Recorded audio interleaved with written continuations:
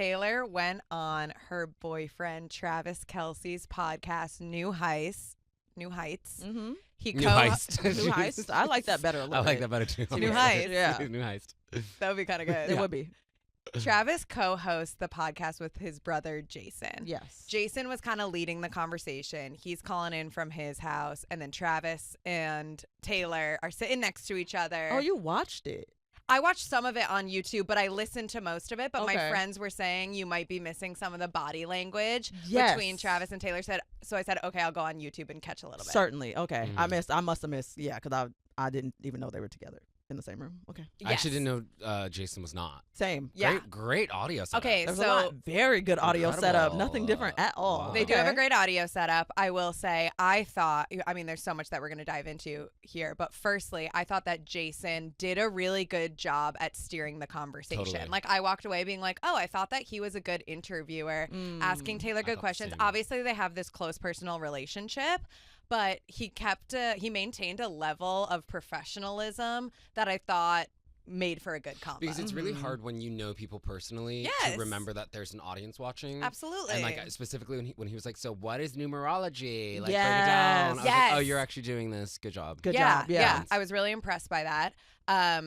Okay, so there's so much. Where do we even start? There's a lot of places we could start. I liked when Taylor, based on that thought, when Taylor kind of immediately was like, well, if you're not tapped into my life, here's what's been going on. I think she starts talking about the tour or Reclaiming her masters. reclaiming her masters, because the assumption is that everybody knows what is being talked about. Mhm. Yeah, And we don't. So I appreciate that she gave that Yeah. context. yeah, it did. Yeah. It made a lot of sense. Mhm. Like, for fans who aren't, for people who aren't Swifties and keeping up with her every move, it made sense her talking about, okay, I signed this 6-album record deal, then my music was sold a few different times. Okay, it's sitting with Shamrock Capital. I'm really, really upset about this because this is my life's work and someone else owns it who's not me. And it was the first time that I really put myself, like, listening to the long form interview, I put myself in her shoes and I was like, yeah, fuck yeah. Same. I would be bummed if Ooh, someone tell else us, died. please. May I? Please. That's normal. Yeah. It is. And something that kind of like ticked me off a little bit is that, okay, I'm going to be honest. I'm going to look straight to the camera. Swifties, do not come for me. Do not dox me. I have no money for you to claim from my social security number. Do not dox me, please. Second. Plus one. I think that sometimes there is an understanding for those of us who are not Swifties that she can sometimes play a little bit of like a victim role in Definitely. the media. And this, unfortunately, was one of those times for me Mm. because I was like, girl, everyone signed a shitty deal when they were young. Okay.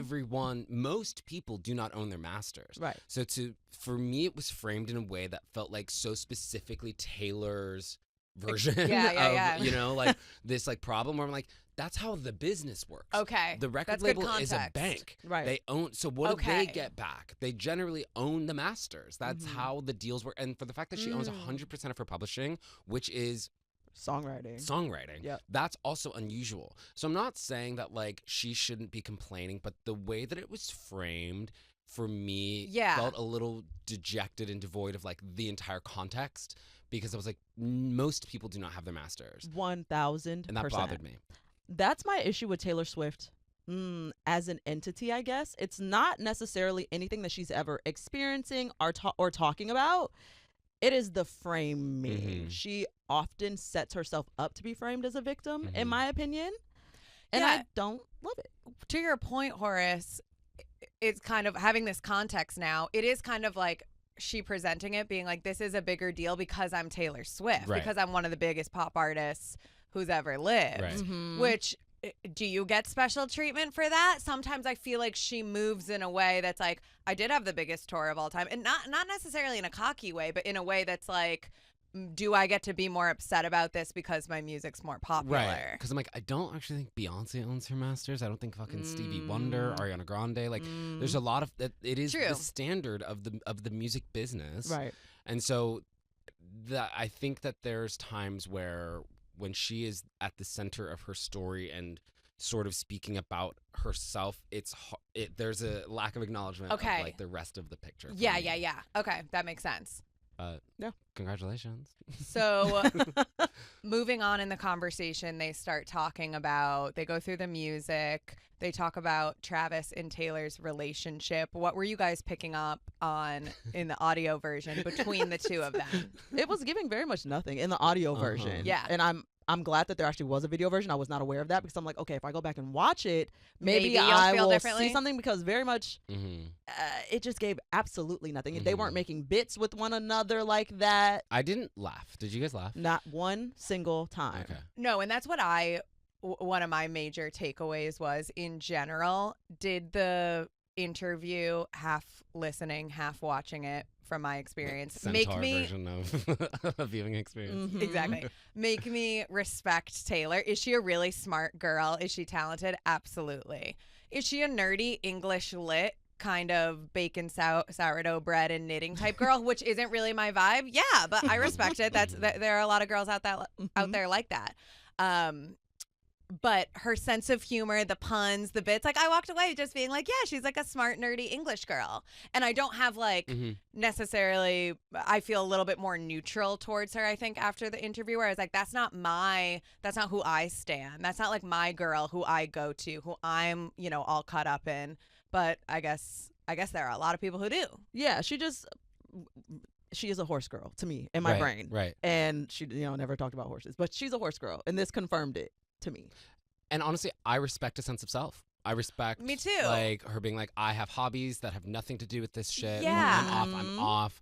I'm a completely different person who like is a homestead type Yeah. of chick. Like that's cool. That's you. That's Do you. And I think there was part of me that even before this interview that I thought like, okay, Taylor, some of the outfit choices and the hair and the bangs, like, are we really doing this? Like, it almost felt like she was leaning into like this relatable, oh yeah, I'm just like a nerdy like girl at home kind of on purpose. To capture an audience. But after the interview, I'm like, this feels like it's genuinely who you are. Which I also then Which I can respect. I respect and I like that, but then it calls into question like the authenticity of which and what, because her music is so clearly hers and it's like her persona that I'm like, what are the jumpsuits and the choreography and the like Beyonce cosplay? Facts. Because that's not you. That's a good point. Like, Facts. yeah, and her music is so authentic to her that I'm like, you want to wear a cardigan and like brew tea, like, and that's your zhuzh diva. Like, go off. Like, I love that for you. Like, okay. Perpetually October. Like, love that for you. But like, why are we doing like choreo in 5, 6, 7, 8? Because like that's not what you're giving, and we actually don't need that from you either. We don't like, want it. We don't need that. I don't want so, it. like, from pull out an you. acoustic guitar and like jam call it a on. day. Yeah. Interesting. That's a really good take, because I also had similarly thinking about the performance of it all when she was talking about the Eras tour and her new album Life of a Showgirl, which we can like kind of dissect a bit if you guys have thoughts. When it first came up on my feed yesterday when she announced it, I was kind of like, Life of a Showgirl, what is this? I wasn't loving the visuals. I was like, Taylor, again, doesn't read Life of a Showgirl. She's knitting with the cats and drinking tea and making sourdough bread. Like, are you the showgirl? But okay, every artist can kind of lean into these different personas and visuals if they feel like it.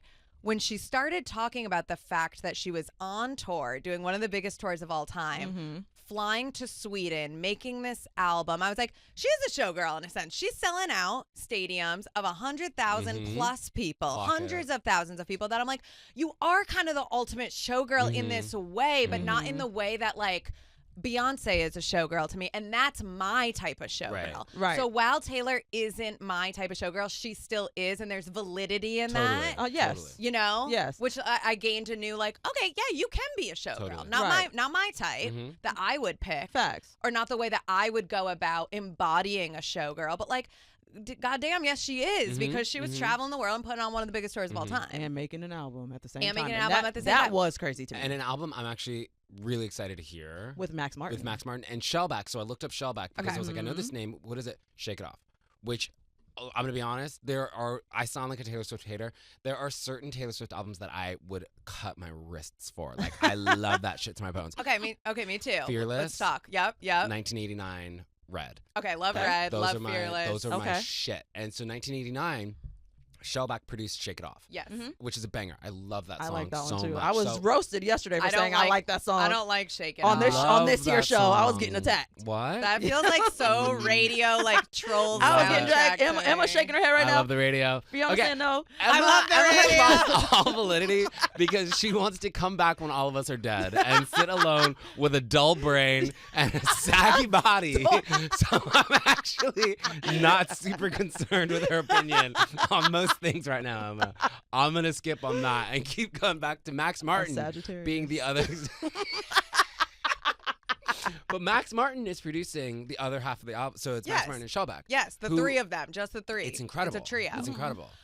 Yes, and it sounds like, from what from the interview, it sounds like it's going to feel 1989-esque. She did mention Red a few times, but Red feels more like has like a rock acoustic sound, which is what I love about Red, which I don't know if Life of a Showgirl. She's saying, "Oh yeah, it's going to have Red vibes." I don't think we should get our hopes up that it's going to be Red vibes. I think it's going to be 1989, but she said, "I'm married to the lyricism and the songwriting style that I've been doing on Evermore, Folklore, and Dead Poet Society," which I don't like.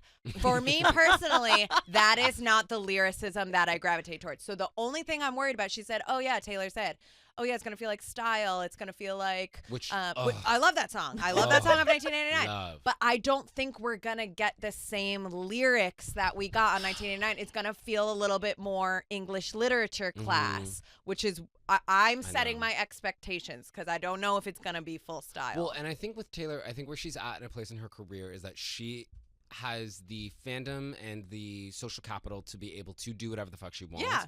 Which sometimes I think her writing as of late has gotten very indulgent. Like there's not a lot of like editing. She will really put a lot of it's very like essay, poet, like totally, which is cool. But I'm like, this isn't like pop music because it's not the less is more with her. It's like more is more is more is more. Yes, lyrically with her. Yes. And I'm kind of excited for like a cunty little look what you made me do, like that vibe. I think could be really cool. Me too. From her. I am excited for that. So maybe I should raise my expectations a tad, but also keep them level set.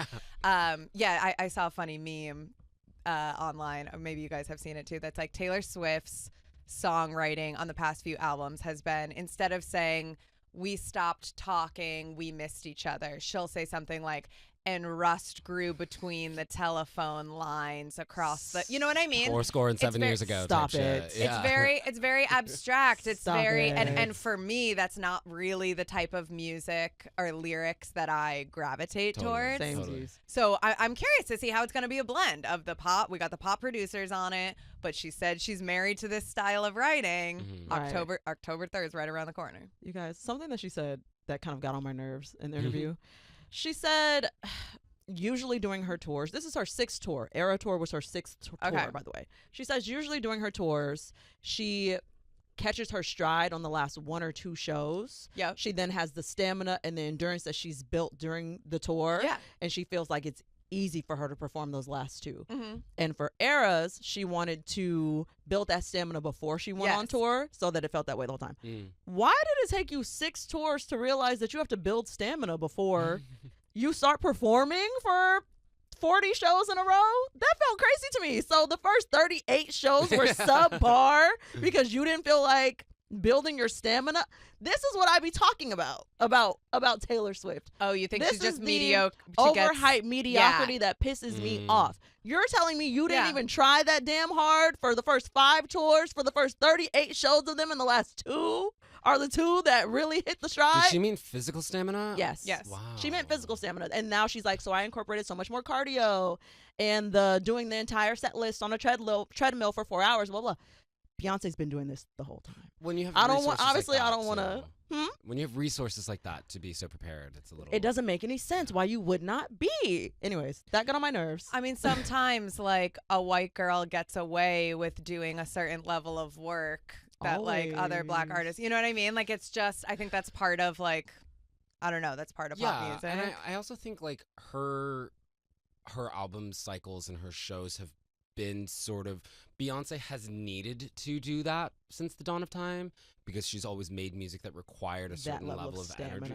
You know, yeah, that's true. Taylor Swift has only stopped playing her entire sets without a guitar in the last 10 years. Yeah, right? good So point. like, So why couldn't you breathe when you were playing the guitar? well, versus like her 38 dancing, shows? I Yeah. think she's definitely needed that stamina and maybe hasn't felt the need. Yeah, I don't know. That's fair. Like, it's not great. I wouldn't have said that out loud. Yeah. if I was Taylor Swift. wasn't gonna be something I would Like, say I don't know why you're personally. telling us that. But she shared it.